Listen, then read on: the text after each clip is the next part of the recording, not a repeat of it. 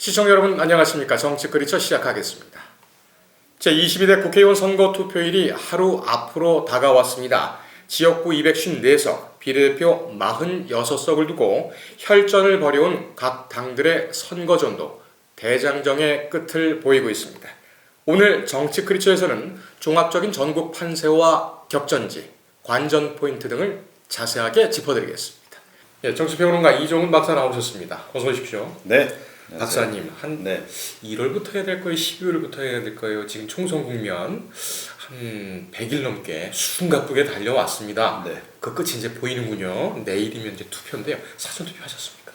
저는 본투표할 겁니다. 본투표 하십니까? 네. 특별한 이유라도 있으신가요? 특별한 이유는 없고요. 스케줄상. 그렇군요. 네, 그렇습니다. 알겠습니다. 박사님, 지금까지 전체 판세, 참 혼전이었습니다. 한 문장으로 정리를 해주신다면 뭐라고 하시겠습니까? 오리무중. 오리무중. 예. 알겠습니다. 그 의미는 여러분들 잘 아실 텐데요. 이제 그 내용을 좀 자세하게 좀 살펴보겠습니다. 총선 사전 투표율이 31.28% 역대 최고를 기록했습니다. 네. 대선 빼고요. 이 사전 투표율이 높으면은 보통 이제 진보층이 좀 유리하다 이런 게 뭐 통계상으로도 계속 확인이 되고 있는데 이렇게 높은 사전 투표율 어떻게 봐야 될까요? 네. 일단 사전 투표율이 높으면 이제 민주당에 유리하다라고 하는 가설은 깨졌다.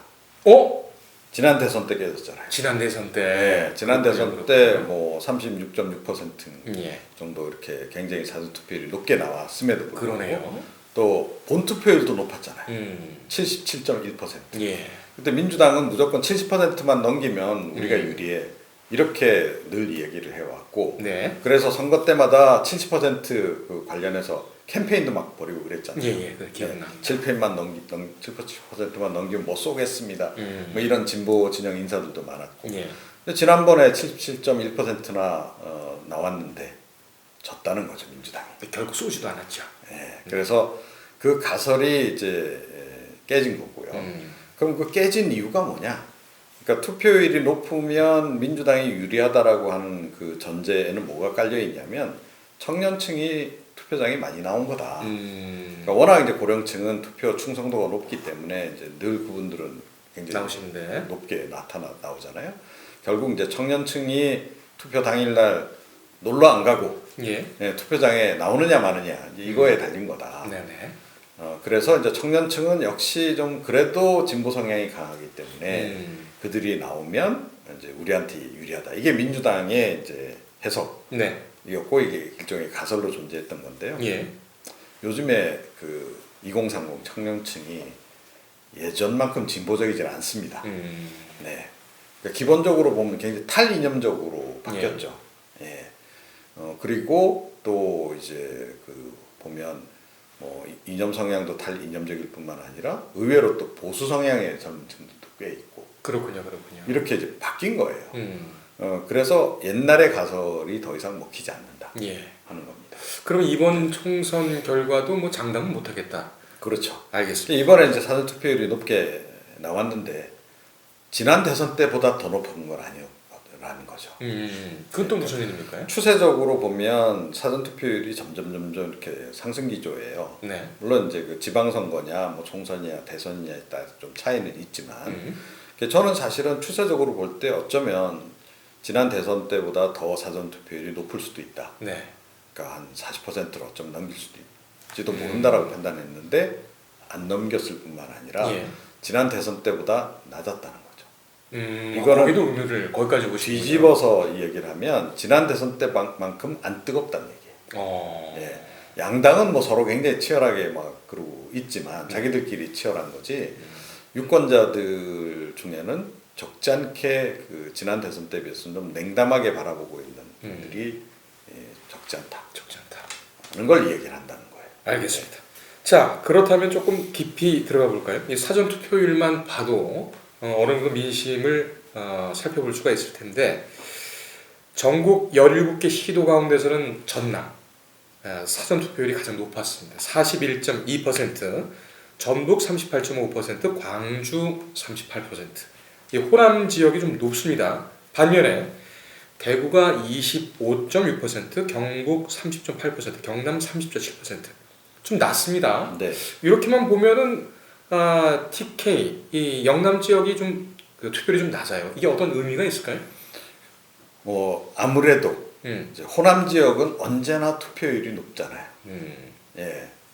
지난 대선 때 뭐 전국적으로 77.1% 나왔을 때 호남은 뭐 80%가 넘었단 말이죠. 그러니까 언제나 호남 지역에서의 투표율은 높다. 당연히 사전 투표율도 높다. 이제 그게 이제 하나 있고요. 예. 자, 그 반면에 이제 보수 진영 내에서는 이번에 이제 많이 그 의구심이 가시긴 했는데 네. 특히 사전 투표와 관련해서는 늘 불법 선거 의혹이 그쪽에서 제기가 많이 됐다는 거예요. 예. 보수 유튜버들이 주로 많이 제기를 했고 네. 그러다 보니까 보수 정치인들, 뭐 황교안 전 대표라든가 이런 사람도 막 불법 선거 의혹 제기하잖아요, 그죠? 근데 이제 그 특히 사전 투표와 관련한 이제 불법 선거 의혹 제기가 많단 말이에요. 그러니까 진보 정권 하에서 특히 그러니까 선관위조차도 이제 진보 쪽에서 장악을 하고 있다 보니 예. 이거 투표함 관리, 사전 투표함 관리도 제대로 안 된다. 예? 그러니까 이 사람들이 사전 투표함 이렇게 뭐 이렇게 해가지고 거기다 투표지를 막 용지를 넣기도 하고 이랬다. 이번에 문제가 예, 그런 이제 문제 제기를 이제 막 했단 말이에요. 그래서 사전 투표 가면 안 됩니다. 본 투표에 가야 됩니다. 라는 게 이제 보수 진영 내에서 이제 약간 암암리에 이 독특한 풍조 내지는 어떤 그런 경향이군요. 그렇게 이제 봐야 되는 거죠. 예. 이제 근데 TK 지역 같은 경우에는 또 이 보수의 그 본거지 아닙니까? 네. 그러니까 더더욱이 그럴 수밖에 없는 거죠. 그래서 그 영향을 이번에는 좀 많이 덜 받을 거라고 생각했는데 그래도 여전히 좀 받고 있는 게 확인된 게 아닌가 예. 그렇게 생각을 해요. 예. 네. 오히려 이 TK 영남 지역이 좀 낮은 게 이쪽은 아직 그 뭐랄까 마음을 정하지 못하신 분들이 좀 많이 있구나 이렇게 생각을 했었는데 또 그것만은 또 네. 아닌가 보네요. 알겠습니다. 투표율이 다가오면서 이제 의석수 문제가 상당히 또 뜨거운 감자로 또 떠오르고 있습니다. 중요한 건 이제 법야권이 개헌 의석수, 탄핵 의석수 이걸 가지느냐 마느냐일 텐데 국민의힘은 개헌 저지선, 탄핵 저지선을 지켜달라고 지금 호소를 하고 있고 민주당 쪽 포함한 야권에서는 200석은 너무 엄살 아니냐 이렇게 또 얘기를 하고 있습니다. 허무맹랑하다고까지 얘기를 하는데 박사님께서는 어떻게 보십니까? 그러니까 만약에 200석까지 이제 국민들이 진보 진영에다가 의석수를 몰아준다면 그건 그야말로 혁명을 원하는 거죠. 그러니까 이건 곧바로 탄핵하라는 얘기죠. 탄핵하라. 예. 그게 국민의 명령이다. 그렇죠. 200석까지 이제 범야권에 몰아줬는데 만약에 탄핵을 안 하고 주저주저 한다 이러면 아마 국민들이 더 분노할 겁니다. 네. 그러니까 표심으로 우리가 보여줬는데도 모르겠단 말이야. 이제 이렇게 될 정도의 혁명적 사건이다라는 거예요. 그런데 과연 그런 일이 일어날까? 저는 그 정도는 아니다. 그 정도는 아니다. 라고 저는 이제 보고 있습니다. 알겠습니다. 뭐 지금 소위 말하는 블랙아웃 기간이기 때문에 네. 여론조사에 대한 부분들은 뭐 공표가 되지는 않고 있습니다. 하지만 나름대로는 또 계속 각 당에서는 하죠. 민심 파악을 또 네. 할 것이고 소위 말하는 이제 정보지 전문 용어로는 찌라시라고 얘기를 하죠. 네. 찌라시 쪽에서는 특정 정당이 상당히 앞서는 걸로 또 나오기도 하고 이런 게 있습니다. 그런 부분 같은 경우에는 뭐 확인되지 않은 부분이니까 뭐랄까요, 뭐 참고도 뭐 할 필요가 없을까요? 뭐 그러니까 정보지는 그야말로 재미로 보는 거죠. 예. 그거를 정설로 생각하면 큰일 납니다. 네. 알겠습니다. 소신껏 하시면 되겠습니다. 아직 투표일 하루 남았으니까요. 여러 가지 판단을 잘 해보시고 권한을 좀 행사하셨으면 되겠습니다.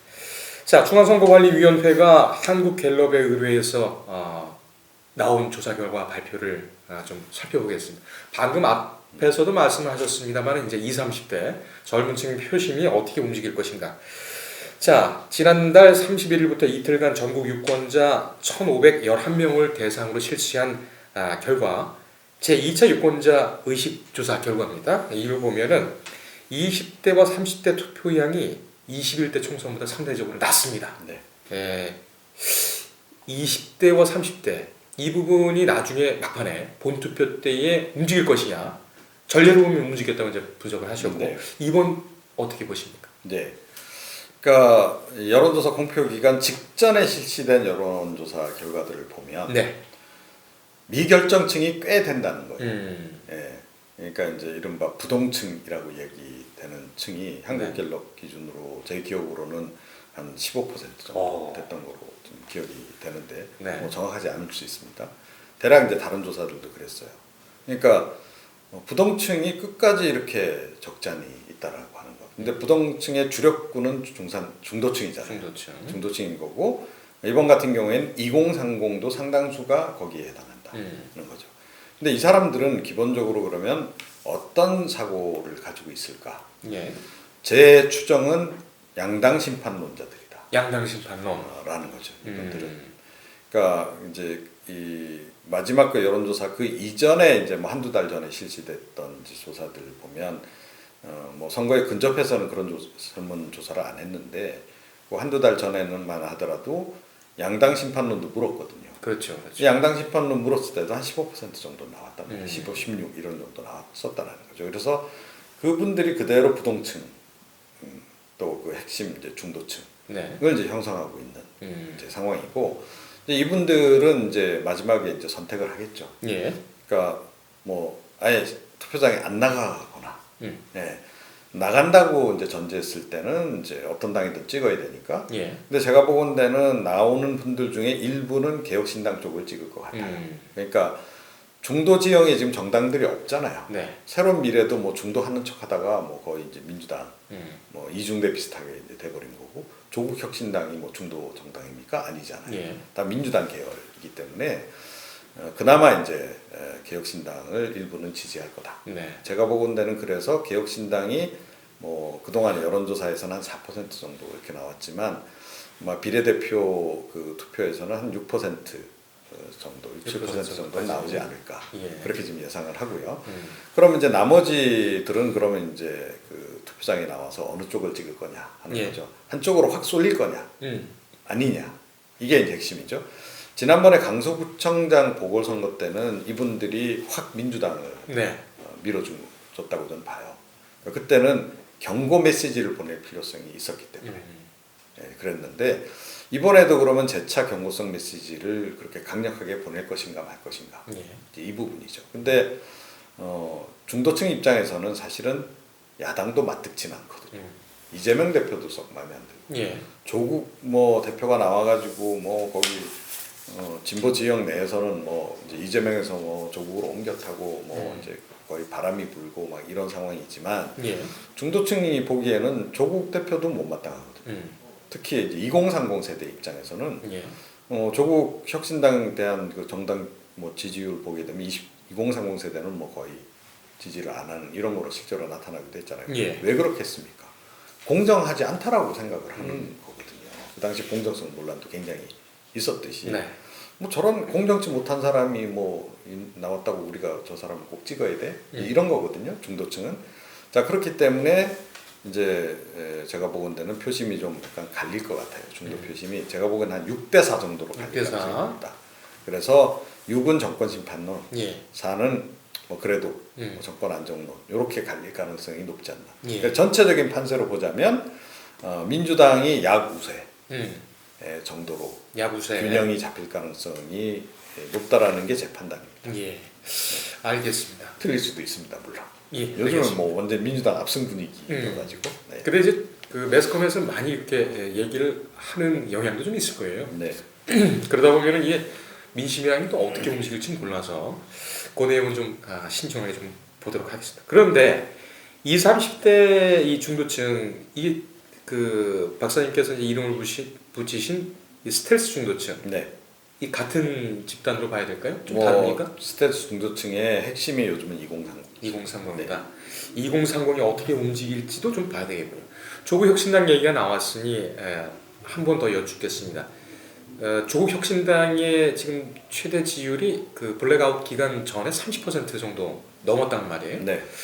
이게 투표에 그대로 반영이 될 것으로 보십니까?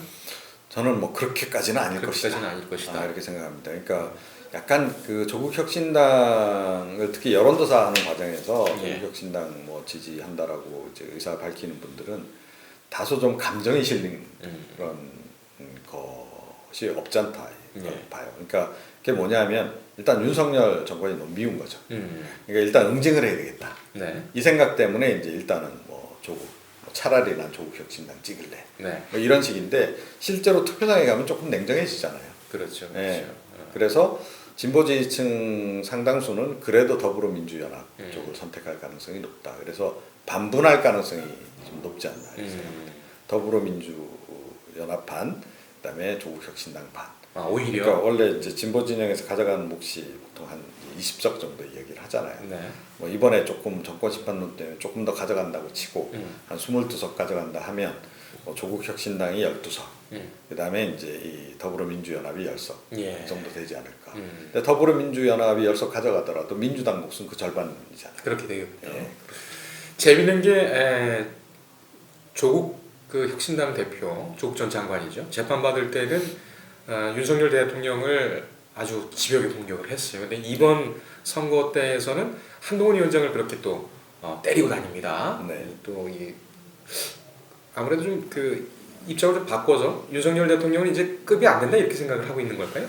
그러니까 보수 진영 내에서는 이제 벌써 한동훈 위원장으로 대거 갈아탔잖아요. 갈아탔고. 예, 그러니까 정책 비중 면에서 예. 한동훈이 훨씬 더 커졌고, 그 다음에 조국 대표 다음 대선 나올 생각하고 있겠죠, 당연히. 예. 그러면 윤석열 대통령은 경쟁자가 아니잖아요. 그러니까 간단하게 얘기하면 윤석열 대통령은 이제 뒷방에 계신 좀 어르신, 네. 이렇게 이제 되는 거고, 예. 자기랑 싸울 대상은 한동훈. 그리고 실제로 지금 뭐 국민의힘도 한동훈을 전면에 내세워서 좀 선거를 치르고 있으니까 예.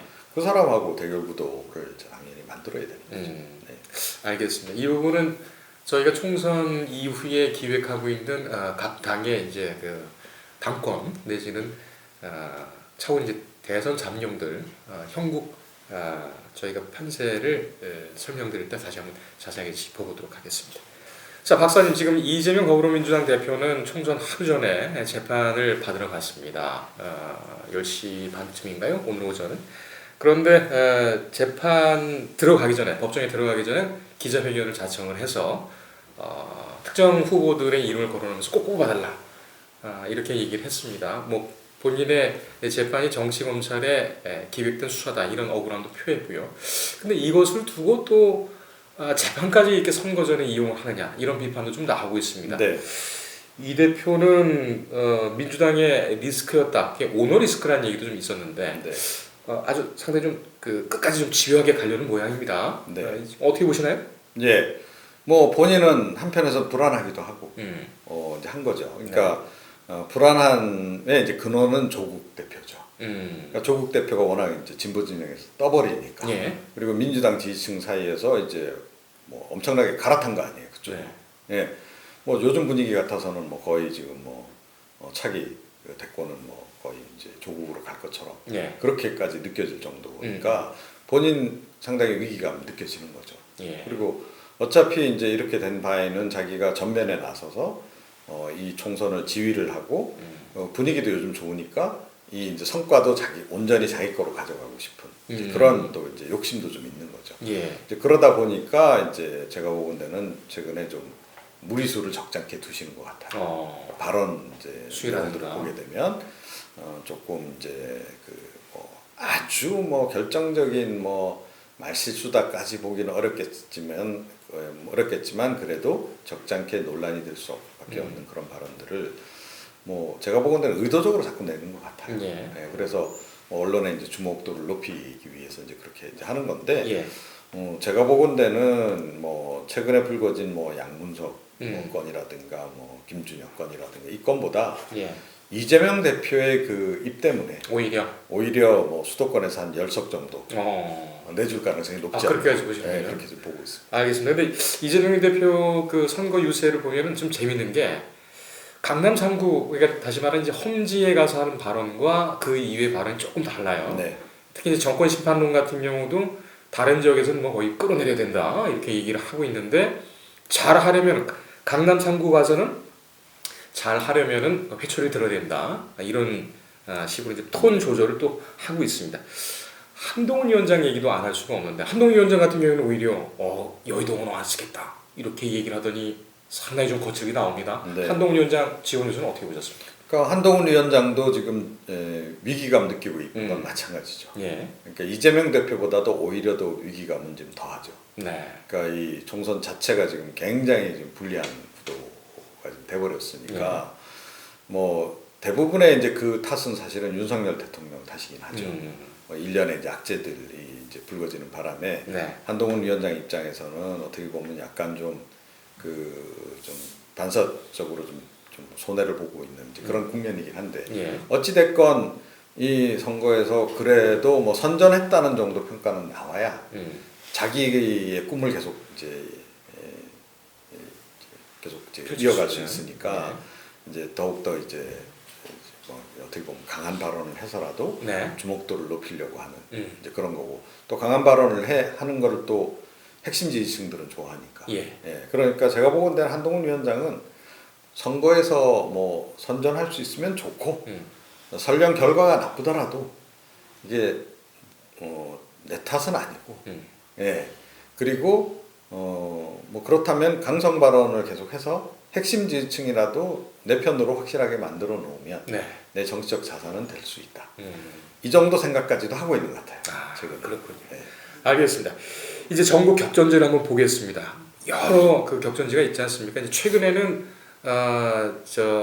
그 경기 화성을 이준석 대표가 지금 출마하고 있는 네. 경기 화성을이 뒤집어지느냐 마느냐. 네, 뒤집어지느냐 네. 마느냐. 그렇죠. 상당히 많은 의미가 뭉쳐 있어요. 네. 여기를 비롯해 가지고 박사님 보실 때 전국 격전지 어딜 가장 주목하고 계십니까? 저는 지금 최근에 이재명 대표가 꼭 손꼽은 네, 이제 격전지. 격전지. 네, 특히 서울 서울. 격전지 11곳인가 꼽았잖아요. 예, 이런 곳. 근데 거기에 제가 이제 예전에 말씀드린 적이 있어요. 국민의힘이 지난번에 6곳은 서울에서 우세하다. 네.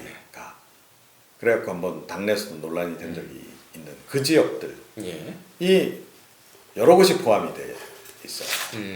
그래서 만약에 그 전망대로라면 또 이재명 대표가 희망하는 대로 그게 만약에 다 민주당 쪽으로 넘어간다 그러면 네. 국민의힘은 그야말로 서울에서 이제 근거지가 아예 없어져 버리는 상황이 되는 거거든요. 예. 용산도 있고, 예, 서초을, 저 강남을, 예. 예, 그 다음에 이제 송파을, 예. 또 서초 갑이든가요? 예. 한강벨트 쪽 말씀하시는 예. 모양이에요. 그러니까 지난번에 6곳 이제 민주당 쪽에서 이제 그래도 우리가 유리하다라고 봤던 지역들 중에 대거 거기에 좀 포함이 돼 있는 거죠. 그럼 그거 다 잃어버리게 되면 국민의힘은 이제 서울에서는 이제 발붙일 곳이 없다라는 얘기예요. 예. 한두 곳밖에 없다는 얘기인데 이거 그야말로 참패 중에 참패죠. 그 상황은 거의 이제 뭐 200석을 이제 범진보에서 가져가는 상황이 될 텐데 예. 그들 지역까지도 위협받고 있다라는 것이 굉장히 중요한 예, 그런 지점이죠. 알겠습니다. 당 리스크 쪽 한번 볼까요? 민주당 쪽에서는 서울 동작을 민주당 유사명 후보하고 국민의힘 나경원 후보. 이재명 대표가 5번 이상 갔어요. 뭐 네. 6번이라는 얘기도 있고 8번이라는 얘기도 있는데 하여간 이번 그 총선에서 가장 많이 방문을 한답니다. 여기만 이기면은 서울 선거는 승리한다. 민주당에서 이런 얘기도 나오고 있습니다. 이 서울 동작을 이 어떤 의미가 있습니까? 네, 그러니까 자주 간다는 얘기는 뭐 좀 힘든 지역이란 얘기예요. 네. 결국은. 네. 그러니까 뭐 처음에는 뭐 당연히 뭐 민주당이 이기지 않을까 이렇게 좀 손 놓고 있다가 나경원 의원의 추격이 예사롭지 않네. 예. 내지는 이거 뭐 뒤집어지겠네. 이 판단이 드니까 이제 거기 집중적으로 이제 가는 겁니다. 네. 예, 뭐 그거 이상의 의미는 전 없다. 예, 그렇게 생각을 하죠. 그러니까 지금 요즘 정도 국면이 이제 선거 막판에 오게 되면 격전지 같은 경우에는 하루에도 몇백 표가 왔다 갔다 한다는 게 보인다는 얘기를 하거든요. 예. 그러니까 그 몇백 표 더 얻기 위해서 지금 그렇게 공을 들이는 것으로 봐야 되는 거죠. 처음에는 그 박정훈 대령 네. 해병대 그 수사 단장이었죠. 박정훈 대령의 영입을 많이 공을 들였었는데 잘 안 돼서 유사명 후보를 영입해서 한번 힘을 실어보겠다 이런 얘기도 민주당 안에서는 나왔었어요. 네. 경찰 출신이고 검경 수사권 조정 내지는 이제 뭐 행정부 그게 이제 상징적인 하면서, 인물이죠. 예, 네. 치안국 예전 치안국 설치하면서 이때에 이제 튀어나와서 상당히 경찰의 어떤 권익이라든지 이런 부분을 주장했던 후보고 네. 나름 또 스타성도 있어 보였던 그런 후보였습니다. 근데 나경원 후보 같은 경우는 국민의힘의 상당히 중진 아니겠습니까? 네. 원내대표까지 했고 이래서 아마 상징적으로 더 힘을 주지 않나 그런 분석도 좀 있는 것 같습니다. 그렇죠. 그러니까 검경 갈등의 이제 상징적인 인물인 예. 거고요. 그다음에 이제 경찰 쪽에서 보자면 어찌됐건 뭐 경찰의 선후배들도 굉장히 예의주시하고 있는 네. 거 아니겠어요? 또 경찰국 그 설치 논란도 있었기 때문에 예. 더군다나 그래서 경찰 쪽이 전체적으로 사실은 민주당 쪽을 적극 지지하면 선거 판세를 좀 유리하게 끌고 갈 수 있을 거다 이 판단도 아마 작용할 겁니다. 예. 그 선거 현장에 들어가 보면 선거 이제 불법 선거 감시 관련해 가지고 선관위 직원들도 열심히지만 경찰들도 굉장히 열심히 그렇죠. 있잖아요. 예. 다녀보셔서 이제 아시겠지만 그리고 경찰 정보 라인이 또 굉장합니다. 그럽니다. 그 경찰 정보 라인이 사실은 직간접적으로 이 투표 결과에도 영향력을 미칩니다. 이분들이 다니면서 그 지역에 정보 이제 수집 차원에서 다니는 건데 지역의 이른바 유지들은 다 만나고 다니거든요. 그렇죠. 그래서 가보면 이분들이 대략 판세를 다 읽고 있어요. 이번엔 누가 뭐 될 것 같다, 누가 뭐 이런 것까지 다 알고 있거든요. 예. 개개 후보들 그 동향까지도 다 알고 있습니다. 그래서 사실은 이분들이 다니면서 입소문을 어떻게 내느냐에 따라서도 굉장히 좌우가 돼요. 아 이번에는 아무래도 이쪽이 좀 분위기가 이쪽으로 뜨는 것 같다. 예. 이렇게 이야기하면 그 듣는 지역 유지들도 영향을 받는다는 예. 거죠. 그래서 아마 그 포석도 좀 담겨 있을 거다. 그렇게 생각을 합니다. 이 정보 라인과 선거의 관계 이것도 할 얘기가 참 많은데요. 아 그렇죠. 경찰만 있는 것이 아니라 이제 국정원, 검찰, 그 외에 이제 사법경찰, 네. 정보주식도 많고. 검찰도 정보 라인이 예. 만만치 않고. 알겠습니다. 그 얘기는 나중에 한번 후일담으로 하도록 네. 하고 리스크 지역 다시 한번 볼까요? 이 민주당의 김준혁 후보, 그 다음에 양문석 후보. 네. 최근엔 이상식 후보 민주당 이쪽도 좀 얘기가 나오고 있습니다. 한동훈 위원장이 특히 김준혁 후보를 연일 때리고 있었습니다. 이재명 대표 그다음에 민주당까지 해서 혐오 정당이다, 뭐 성추행 정당, 성희롱 정당이다 이런 아주 좀 수위 높은 발언들을 많이 했는데 이 후보들 지역구는 어떻게 보시나요? 뭐 그래도 제가 보건대는 당선될 가능성이 높지 않나. 당선 가능성이 예, 있다. 그러니까 민주당 이제 절대 우세 지역 같은 경우에 뭐 이게 과연 이런 개별적으로 이제 불거진 그 이제 여러 이제 사안들이 예. 정권 심판론의 파고를 이렇게 압도할 정도냐 하는 거죠. 네. 예, 그 정도는 아니다라는 거죠. 그러니까 지금 민주당 지지층들 사이에서의 가장 최우선 과제는 윤석열 정권에 대한 심판입니다. 무조건. 예. 네. 그렇기 때문에 뭐 내부적으로 좀 문제가 있는 뭐 이런 것들이 불거지더라도 그것에 별로 이제 구애받지는 않고요. 이제 다만 이제 중도층은 영향을 좀 받죠. 네. 중도층이 이제 이것에 대해서 부정적으로 이제 보면서 뭐 좀 이제 약간 영향을 미칠 텐데 이게 박빙 지역, 그야말로 몇백 표 박빙 지역에서는 중도층이 그래서 판세를 오히려 뒤집을 수도 있는데 네. 그렇지 않은 상황 같으면 그냥 간다. 그대로 간다. 이렇게 이제 봐야 되겠죠. 이 정도의 막말이나 비교 의혹도 정권 심판의 파고를 넘을 수 없다. 네. 알겠습니다. 범여권과 야권 의석수 135대 131로 137대 131. 137대 네. 131. 네. 일반 대개 민주당 대 국민의힘. 이거 지역구만 말씀하시는 거죠? 비례대표 포함해서. 비례대표까지 포함해서입니까? 네. 그러면은 지금 이제 일관되게 이 의석수를 전망을 하고 계신데 아직까지는 크게 지금 바꿀 의향이 바꿀 없다. 없으신 거예요? 네. 바로 내일이 투표인데요. 네. 알겠습니다.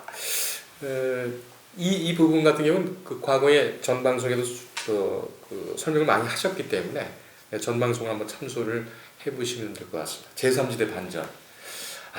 개인적으로 지금 제3지대 같은 경우에는 우리 총선 그리고 이제 정치계에 좀 새로운 바람을 일으키지 않을까. 그런데 기대만큼 못 하고 있어요. 나중에 이제 총선 이제 들어가서 뚜껑 따봐야 알겠습니다만 지금까지는 좀 짠합니다. 네, 반전은 없겠습니까? 반전은 없을 것 같습니다. 없다. 그래서 전 개인적으로 굉장히 걱정이고요. 네. 뭐 아시다시피 저는 좀 중도 보수 아닙니까? 음. 그래서 이번에 어찌됐건 제3지대 신당들이 좀 성공하길 바랬는데 네. 이번에 이제 좌절되면 앞으로는 아마 이런 시도가 더 이상 없을 겁니다. 없을 것. 그냥 양당 구도로 그냥 굳어지는 거죠. 너무 비관적인 전망 예, 아니신가요? 근데 뭐 그럴 수밖에 없는 게 음. 국민의당 시도가 있었잖아요. 예. 근데 그것도 결과적으로는 이제 실패하고 말았는데 네. 이번에 다시 시도했는데 또 실패했다. 음. 그럼 앞으로 글쎄요 누가 나서서 과연 그 시도를 하려고 할까요? 예. 제가 보건대는 이제는 결국 이제 뭐 양당으로 그냥 음. 가는 수밖에 이렇게 없다. 그렇게 되면 이제 양당을 이제 개혁하는 쪽에 더 초점 맞춰야 되는 그런 상황이 된 거죠. 알겠습니다. 개혁신당 새로운 미래 그리고 이제 녹색정의당이 네. 있지 않습니까? 녹색정의당 같은 경우는 상당히 오래된 정당이기도 하고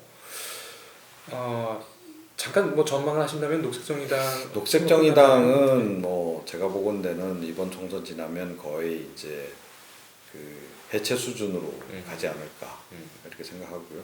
이제 그 대안으로 이제 그나마 이제 진보당이 좀 이제 떠오르고 있는 상황이니까 네. 진보 진영은 이제 아주 극진보 진영은 그쪽으로 이제 갈 것 같고요. 그렇지 않습니까? 개혁신당은 뭐 이번에 이제 시도는 좋았으나 조금 전에 말씀드린 대로 비례의석 일단까지 나온 여론조사 결과보다는 조금 좋을 가능성이 높은데 예. 획기적으로 과연 좋을 것인가? 이제 그거는 좀 그럴 것 같지는 않습니다. 그래서 개혁신당도 뭐 불씨는 이제 뭐 어떻게 보면 이제 일부 아주 미약하게 이제 존속을 할 텐데 불씨를 키워가기가 쉽지는 않을 것 같다. 이런 생각입니다. 아주 냉철하고도 네. 통찰력 있는 말씀이신 것 같아요. 좀 개인적으로는 좀 암울한 그런 생각도 듭니다만 네. 결과 좀 한번 봐야 되겠습니다. 자, 우리 시청자 여러분들께서 유권자 여러분들께서 내일 총선 보시면서 혹은 또 투표하시면서 오늘 방송 이게 나가는 겁니까? 오늘 나갑니다. 예, 좋습니다. 저희 개발에 땀을 드시는 거예요. 예. 네. 그렇게 되면은 과연 관전 포인트 어떤 포인트를 좀 보시면서 내일 총선을 관망을 하시면 될까요? 네. 이제 뭐 변수들은 다 나온 거 아니겠습니까?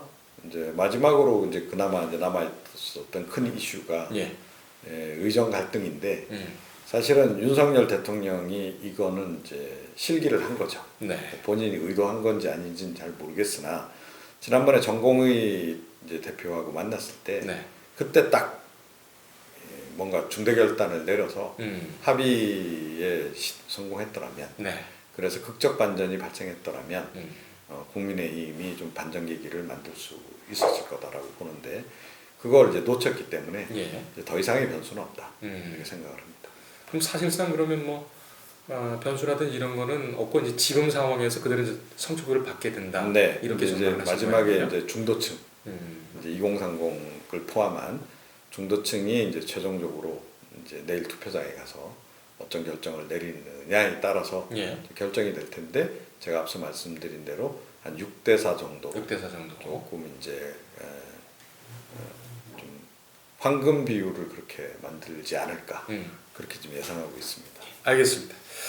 자, 내일 22대 총선 투표가 투표가 있는 날입니다. 높은 총선 사전 투표율 기록도 있었지만 내일 총선 투표율 총 투표율도 상당히 좀 관심이 가는 대목이기도 합니다. 날씨도 뭐 비는 안 오고 좀 좋은 날씨라고 합니다. 예, 모두 가셔서 권한을 좀 행사를 하시기 바라겠습니다. 저희 오늘 정치 크리처 내용과 내일 총선 결과 이것도 한번 같이 한번 맞춰봐 주시길 바라겠고요. 저희는 다음 주에 총선 결과를 두고 자세하게 분석해드리는 시간 다시 한번 갖도록 하겠습니다. 박사님 감사합니다. 네. 정치 크리처였습니다.